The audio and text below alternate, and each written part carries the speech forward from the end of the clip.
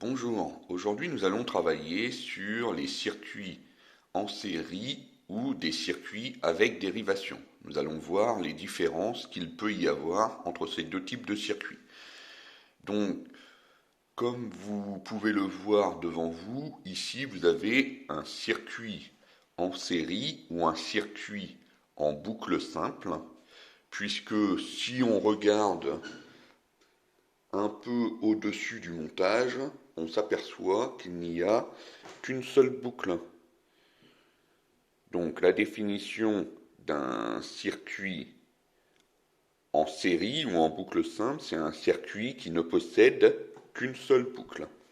Donc dans ce circuit, nous avons un générateur de tension variable.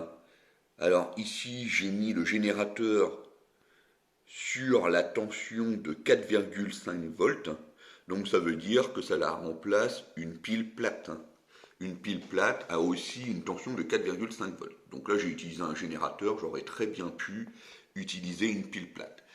Vous avez également dans la boucle un interrupteur, une lampe et une seconde lampe. Alors faites attention ici, les lampes ont chacune une tension de 3,5 volts. Donc, on va d'abord regarder ce qui se passe lorsque on allume le générateur. Donc, on voit ici que les deux lampes, elles brillent faiblement. Alors, il y a une raison pour que les deux lampes brillent faiblement, c'est parce que ici, on a un générateur qui est réglé sur 4 volts 5 et on a des lampes de 3,5 volts. Donc, en fait, l'énergie du générateur se répartit entre les deux lampes, mais comme il n'y a pas suffisamment d'énergie pour allumer normalement chaque lampe de 3,5 volts, c'est pour ça qu'elle s'allume faiblement. Et ensuite, on va regarder ce qui se passe si une des deux ampoules est grillée. Alors pour simuler une ampoule grillée, il suffit de la dévisser. Alors je rappelle qu'une ampoule grillée, c'est une ampoule où le filament a brûlé, où le filament est cassé. Donc j'enlève une des deux lampes. Et donc, s'il y a une ampoule grillée dans un circuit en série, on s'aperçoit que l'autre lampe s'éteint. Cette lampe-là est éteinte. Et alors, je pense que vous avez compris pourquoi. Quand le courant circule dans le circuit, en fait, à un moment donné, il ne peut pas circuler. Il ne peut pas circuler au niveau de la lampe grillée, puisque là, il y a un trou. Donc, comme le courant ne peut pas aller jusqu'au pôle moins, le courant ne circule pas du tout. Et donc, si jamais il y a une ampoule grillée dans un circuit en série, plus rien ne fonctionne. Donc voilà pour le premier type de circuit. Donc maintenant, on va travailler sur le circuit en dérivation.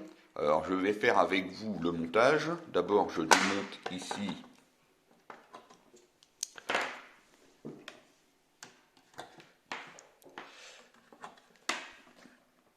le premier montage et on va faire un circuit en dérivation.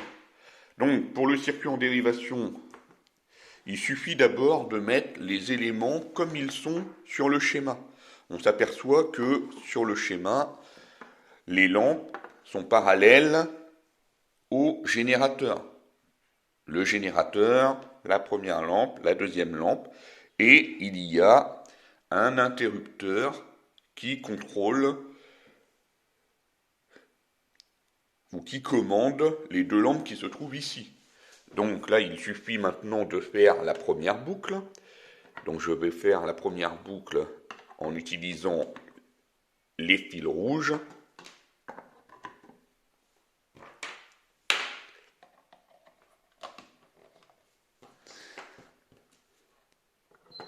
Voilà. Donc là, vous voyez qu'il y a pour l'instant qu'une seule boucle. Mais quand c'est qu'une seule boucle, c'est un circuit en série. Pour avoir un circuit en dérivation, il suffit de rajouter une deuxième boucle.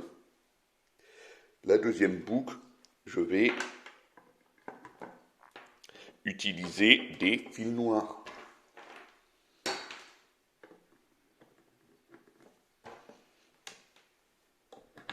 Et donc, si vous regardez bien, vous voyez que là, il y a une première boucle et il y en a une deuxième qui est beaucoup plus grande. Eh ben, la deuxième boucle ici, c'est ce que l'on appelle une dérivation. On fait dériver le courant par un chemin différent. Dérivation, déviation, c'est à peu près la même racine du mot, c'est-à-dire que quand on est en voiture et on prend une déviation, on prend un chemin différent. Et bien ici, pour un circuit en dérivation, le courant a la possibilité de prendre un chemin différent. Donc, la définition, c'est un circuit en dérivation est un circuit qui possède au minimum deux boucles. Donc on va voir maintenant les conséquences que cela a sur l'éclairement des lampes et lorsqu'une ampoule est grillée. Donc voilà le montage. J'allume le générateur et on va regarder comment brillent les deux lampes. Donc, vous voyez ici que les deux lampes, elles brillent normalement, alors que tout à l'heure, dans un circuit en boucle simple, elles brillaient faiblement. Donc là, on voit qu'elles brillent normalement, elles brillent mieux que tout à l'heure. Alors, il y a une raison à tout ça. En fait, on s'aperçoit que chaque lampe est directement reliée par des fils au générateur. Donc le générateur peut envoyer toute son énergie sur la première lampe et il peut également envoyer toute son énergie sur la deuxième lampe. Donc voilà une des premières conséquences. Et alors la deuxième conséquence, on va regarder ce qui se passe lorsqu'il y a une des deux ampoules qui grille. Donc imaginons que l'ampoule qui grille, c'est celle qui est la plus éloignée du générateur. Et donc, on s'aperçoit que même s'il y a une ampoule de grillée dans ce type de circuit, l'autre continue de briller. Alors, c'est très facile à comprendre. Il suffit de regarder par où passe le courant. Le courant part du pôle plus, il traverse la première lampe et il retourne au pôle moins. Et donc on s'aperçoit ici qu'il n'y a pas de trou. Le trou, il était dans la deuxième boucle. Donc le courant peut passer quand même dans la première boucle. Donc c'est pour ça que la lampe brille toujours. On peut faire la même chose.